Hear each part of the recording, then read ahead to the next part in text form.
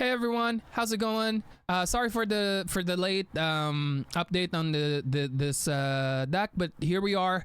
I tested a lot of purple steel for this set, different versions. I tested the faster versions as well, but I keep going back to mid range because it's my preferred playstyle, and that's exactly what this guide is anyway. So I wanted to stay true to it, and yeah. So first, we're gonna talk about why mid range. It takes more skill to pilot this deck in general, especially against Blurple, but the matchup is still very manageable. The deck can still vomit its hand and empty it as fast as we can. And there's also a slight upgrade when it comes to the speed in order to add that pressure against Blurple. Now, a lot of people, and I will agree as well with a lot of people saying that you have to go fast against dogs. Against Blurple. That's exactly what I do. But I don't like the idea of going all in and trying to be an actual aggro deck. I like the flexibility of the deck. And this is why I chose this version. Now, we're gonna start with the lower cost and the upper cost, and also mention the new cards that we added and the new cards that we added from the previous set, not just this set. So I went with Mulan here. Palace Guard has been there, Captain Hook has been there, but Mulan it hasn't been there. So the reason why I added two Mulan is because of I went from 12 to 13 to 15 uninkables on this list. And with Mulan, she helps you filter just in case you brick. But the deck, it's very rare to brick with it. I understand that we added two additional uninkables, but it all comes down to your mulligan skills as well, and it comes down to luck. But the chances of you bricking is still quite low. Most of the cards that are uninkable here are very playable. The only card that really can brick you here is Doc. That's it. And Mulan is most likely for Doc. Or if we don't need the Kowloon anymore because they have a cat, then we can discard the Kowloon and we can play something else. Now, Christopher Robin is probably one of the biggest upgrade for the deck, because we're a mid-range deck and we're missing a lot of the aggro aspect before. The only way we could have done it from the previous set is just try to vomit as much as we can, right? With Christopher Robin, it allows you to add that extra speed that you need to beat Blurple in general, especially when you're going second. You can get that early lore and start playing for tempo swings after that. And if Christopher Robin is still alive during that time, then you can add more pressure in general. I really like Christopher Robin, but this card is specifically for Blurple or late game Purple Steel, where you can start adding a lot of pressure on the board. Against Purple Steel, you still want to be the control side. Against aggro, you still want to be the control side, because Purple Steel is taking on a faster role right now. So let's try to out-tempo them and then finish the game from there. This list owns other Purple Steel list. This list is in favor of that matchup because they're taking on the aggro role and they're taking on the control. But the gap between the two when it comes to the opening to get to get aggressive is very small. It's very small. It's smaller than, because Blurple is a mid-range control, right? It's not a true control deck. So the gap between mid-range and Blurple is pretty tight. But the gap between this Purple Steel versus the faster Purple Steel is much closer. And that is why we're heavily in favor of that matchup. Now, I went back to 3 Kowloons because of the rise of the dogs. Kowloons just really add so much pressure against the dogs. You can put them in a clock, and also it freezes their board. And it's also amazing against Chromicon if people decide to run Chromicon. But with the current changes of Sailor winning this, the CCQ People might get out of might get out of that, and that's totally fine as well, because Kowloon freezes the board and it lets you buy time to get back on the board just in case they under the you. And also she's 3 strength, which means they need to have multiple stuff to get rid of your board, because most of your characters are 3 strength or higher except for your lower end. Now, we don't have to talk about Doc, Cheshire Cat, Cobra. This has been, we talked about this from the previous one. Let's go ahead and talk about Gigi. So Gigi right here is an amazing addition to Purple Steel midrange in my opinion. Why? Because it's basically like Lexington. It's not Lexington, because there is a downside to this card. The first hit most likely will trade, and then the second hit can survive. But that's fine, because the way we think about this, it's gonna be like what do you call this? Like Lawrence, without the speed, of course.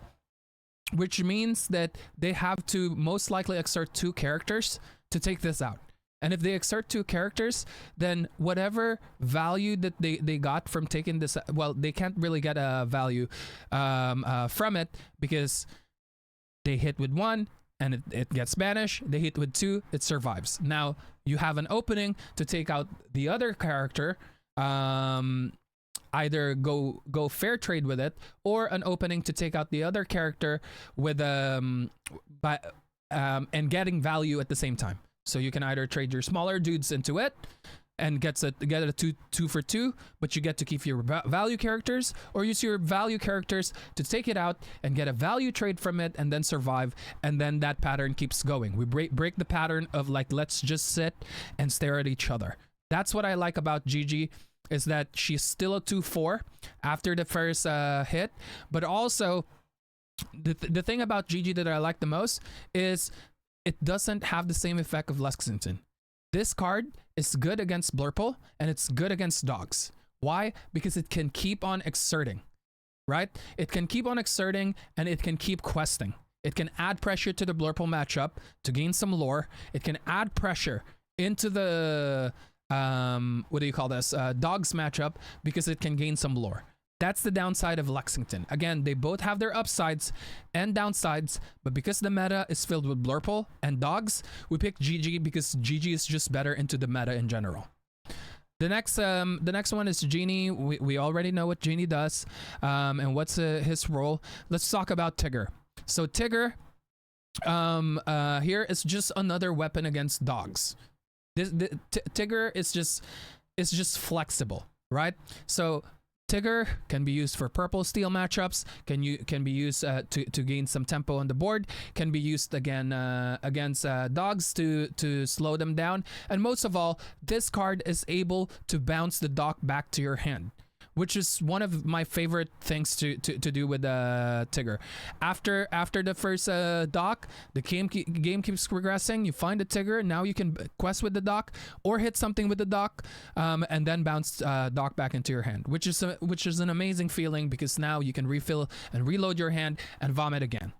It's also amazing with Christopher Robin, because Christopher Robin allows you to gain 2 lore and then bounce it back and ready it. Kind of like the old Purple Steel style, where we play Maleficent on turn 1, Maleficent will quest, we bounce Maleficent with the snake, and then we can replay Maleficent again later on in the game.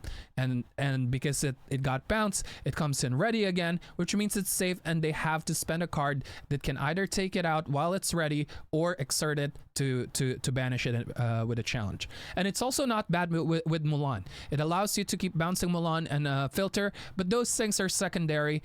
The main point of this is that it's flexible. We can control dogs. We can it can help in Purple Steel matchups, and it's also great against Blurple, because we can bounce the dock. And then Angel is kind of self-explanatory here. It's the newer cards. Angel can just help add more pressure and add more control on the board. Whether you're against Purple Steel, or whether you're against dogs, especially against dogs, or whether you're against Blurple, she can be an added threat on the board. She's also perfect for your game plan, because you're trying to vomit your hand as fast as you can. And it's with this and the cat combined, you're dealing 4 damage almost every turn. And this is why Angel is included. She's an amazing card, and it's perfect for your game plan in general. You can turn any of your card into fire the cannons once per turn, basically. And of course, the downside of that is that your fire the cannons doesn't trigger vanish, which is totally 100% fine because we are running 8 actions already to deal with Iago, or if there's any other vanish threats like Cobra and stuff like that. Elsa is a staple for me. Now I went for the 3 Hades instead of 4 because Hades usually is amazing into purple steel matchup. It's also amazing into Blurple, but Hades sucks against the dogs. And most of the time it's just ick. And this is why I'm like, okay, if I'm gonna go mid-range and I need to go fast against Blurple, why don't I play something that can give me that tempo swing that I need, and I can add a lot of pressure into the board? And that is Ursula. Ursula is one of those cards that you really, really need to be patient and wait for the moment, but you don't always have to play for this. You can, if you analyze the board and predict what's going to happen on the next few turns, you will be able to decide, should I ink Ursula or should I play Ursula? It's a very skill heavy card. It's a lot of decision making, and it's a one of, at the end of the day, if you really don't know what to do, just ink Ursula. Now, if you know and can predict multiple turns ahead, then Ursula can be very useful for you. And Demona is just a busted card. We've always been in for Demonas, and that's why we're keeping 4 Demonas. I went for 4 Thunderbolts because no one expects it. I have Mulan to help me unbrick into this, because against dogs anyways, I want to go wide, and Mulan can always just discard it if I don't need it, or if I have one too many of it. But it's just really nice to have these many songs that will be able to control the board moving forward. And that's basically it with this. The list, if you practice enough a mid-range style into Blurple, it's never gonna be in favor. Even the faster list, it's never in favor against Blurple. Blurple is always gonna be in favor. It's just the way the matchup works. It's a mid-range control versus a mid-range, and mid-range control is in favor of that. They can fast forward the game, and they can do the things that you will be doing later on in the game much earlier than you. But if you are able to vomit your hand and add pressure into the board early in the game, and then once they're getting close to the end game, you suddenly flip the switch and go vroom vroom with a tempo swing, you can still win the matchup. I have a very positive win rate against Blurple. I have fought DKP in DLC Singapore, and he was playing Blurple, and I was playing a mid-range version similar to this. I even had Mayor Wind Dancer in that list, and I was able to win it. He didn't expect the 4 Thunderbolts. No one does, and it can add a lot of pressure into Blurple, especially when you're vomiting and drawing and vomiting and drawing. These cards can add a lot of tempo swing into the game, and that is why you just need to practice, and you need to be able to plan ahead, and at the same time figure out where's that pressure point where I can turn things around, and then I can just start exerting and finish the game against Blurple. Against Purple Steel, again, I love the new Purple Steel where it's going, because those are the Purple Steel decks that I prey on. It's almost like a free buy. They just can't outvalue you with this version of the list. You are much more resilient than them, and they're not fast enough to actually take you out. You have so many Thunderbolts to take out those Yzmas. They're back on Yzmas. You have so many songs in general to keep creating tempo swings. And if they're an aggressive deck and they fall behind and you take the tempo from them, what's gonna happen next? They're going to be forced on defense, and their deck is not the best to go on defense because they don't have as many cash money cards as you. You have a heavier value cards in general compared to them. my last sorry, I forgot to talk about the dogs. And dogs, again, the game plan is the same. You try to match as wide as they go. You play the Kaloons. It's a great counter to them. There's nothing that you can do with the 1, 2, 3 tramp, and then on turn 4 they combo you. You just hope that that doesn't happen, because every single deck right now, I can tell you, if dogs high roll, there's nothing much that you can do. But if that doesn't happen, because it's not always Christmas for them, our deck is heavily in favor against that, because we're back in 3 Kaloons. Kaloons just wins that matchup. And now we have help from Tigger and Angel, that if they don't have that, they're completely slowed down.